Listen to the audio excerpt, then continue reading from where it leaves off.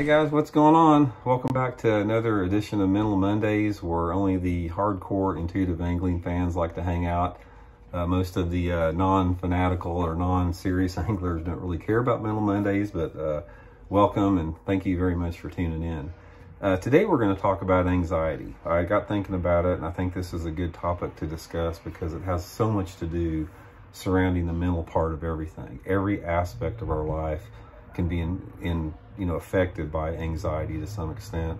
And I think there's not a single person out there that doesn't have some degree of anxiety, whether it be minor or debilitating on that end of it. So I'm going to give you guys sort of my opinions on it. First of all, I'm no psychologist. I'm not a mental health expert.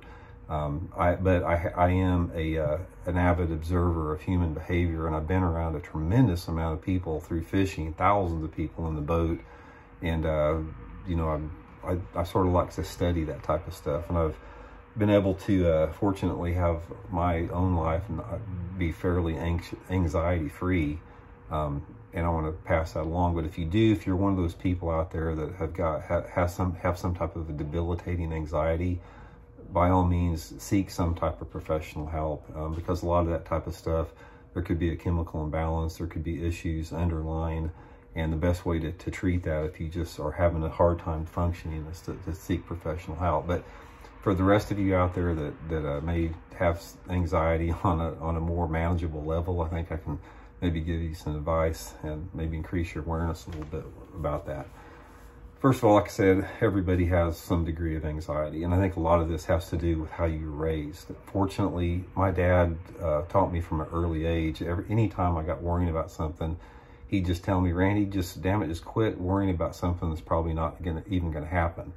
And I remember when I was a kid, we had a lot of tornadoes in Joplin, Missouri, and we had a tornado when I was about 8 or 9 years old that my dad and I were in. We were actually in this tornado, and it was pretty traumatizing. And every time after that, when, bad weather came in, I'd get really anxious, and Dad would just always calm me down and tell me that.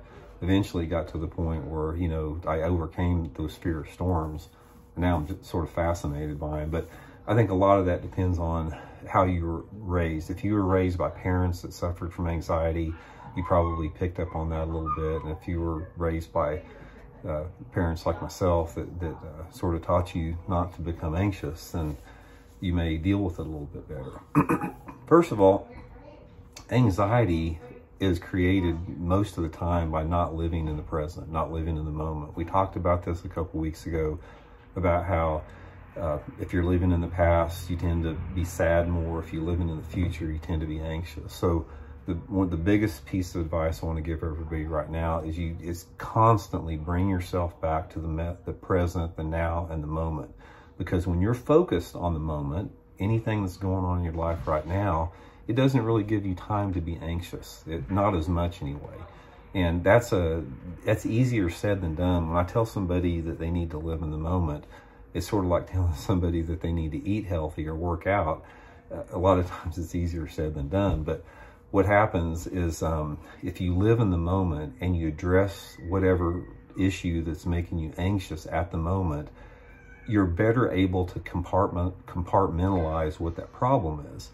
Because a lot of people out there that get anxious and they suffer from anxiety is they can't deal with life coming at them from different directions. There may be a financial stress, there may be a problem at work, they may be upset by something they saw in the news.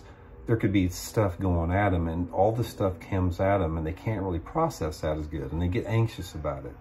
And like I said, and it's easy to tell somebody, it's like, well, just don't worry about it, but that just doesn't work. But one of the tips that I can give you guys, if you suffer from that on some extent, is you have to tell yourself that there are things that you can control and things that you can't control. And once you realize that, and if you take control of the things in your life that you can actually take control of, that's going to empower you a lot. And if you accept the fact that there's simply some things in life that you just have no control of, and once you do the best you can to take care of those things that you can take control of, there's nothing else that you can really do. It really gives you sort of a peace of mind a little bit more. And when you're dealing with stuff like that, when you're dealing with issues like that, one of the best things that you can do is, if you say you've got 4 things on your mind that's making you anxious, try to take a minute and try to compartmentalize one problem at a time. Say, for example, you're stressing out a little bit over money. The first thing that you have to do is just focus on that. Okay, I've got a money problem here. We've got issues with this. Let's focus on the solution and not the problem. So many people out there get so locked into the problem, and they have the victim mentality, and all they can think about is the problem, and they don't spend any time on the solution. But when you empower a problem with your thoughts and your energy, you're only perpetuating that problem. What you have to do is you have to simplify everything. And if you've got an issue like that's creating anxiety, figure out what the solution is. Ask people, ask friends of yours. If you got, talk about it. That's one of the best things you can do to overcome anxiety, is talk to your friends, people about it, share with them what you're feeling, bounce it off of them, and try to figure out solutions to each one of those problems. And that's where you need to focus your energy 100% of the time, because once you do that, even if it's in baby steps, it empowers you, which takes away anxiety as a result. And that can be in any aspect of life. And in fishing, it's the same way. Let's say, for example, you go to a tournament and you got a 10-pounder on a bed somewhere. First morning of the tournament, and you got this 10-pounder. That if you get there, you're going to catch it. But say, for example, your boat 150, and there's 10 other people that know about this fish, or you think they've seen it. All night long, you're going to be tremendously anxious, knowing that whoever gets to that 10-pounder first is going to catch it, and you want to catch it, and you have this tremendous, knot in the pit of your stomach, not knowing what's going to happen. So this is another exercise you have to tell yourself. It's just like, okay, I have no control of my boat number. I'm boat 150. I've got to deal with it. And you tell yourself, it's like, if that 10-pounder's there, great. That's going to be a bonus. I'll look at that as a bonus. But if I get there and there's another boat there, let's move on to plan B. Let's use, whatever else we learned, and we'll, make it up somewhere else. You've got to constantly in life, whatever you're doing, you've got to constantly reinforce the positive. And this is an exercise. This is something that it becomes habitual once you learn how to focus on the positive. And what happens is once you make this a habit of focusing on the positive, then you begin to see that you are in charge of creating your own reality, or your own viewpoint of reality. And this is a powerful thing, because, people don't give themselves enough credit for the ability that we have to form the lives that we want. And I could go off in a lot of different spiritual offshoots on this. For example, if you're a secular type person, you may say, oh, it's just a matter of hard work. And, if you put your nose to the grindstone, you're gonna get what you want. And then if you're from some type of a religious, like a Christian background, it all may be the will of God. And you say, oh, if I pray hard enough, I'm gonna get this. And then I think everybody else is sort of in between there. There's some middle ground there. But ultimately, guys, one of the most precious abilities every single one of us are blessed with is the ability to create our own reality to some extent through our thoughts. And you see this day in and day out. People that are focused on, on prosperity constantly tend to prosper more. People that are focused on poverty, have a poverty mentality, tend to live in that. How many stories have you guys heard about somebody winning the lottery? They win $20 million in the lottery and they're broke in 2 years. Or how if somebody loses, say somebody was a multimillionaire and they lost their fortune, and then 2 years later they've built it back up. That is the way life is. You create the reality of your own life based upon what your thoughts are to some extent.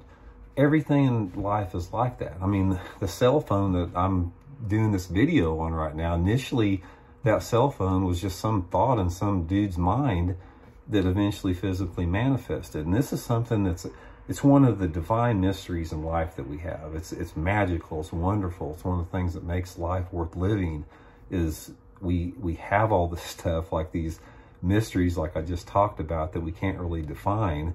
And it's okay. It's okay that you don't have to control that type of stuff, or you don't have to know about it. You can just accept it, that it's there.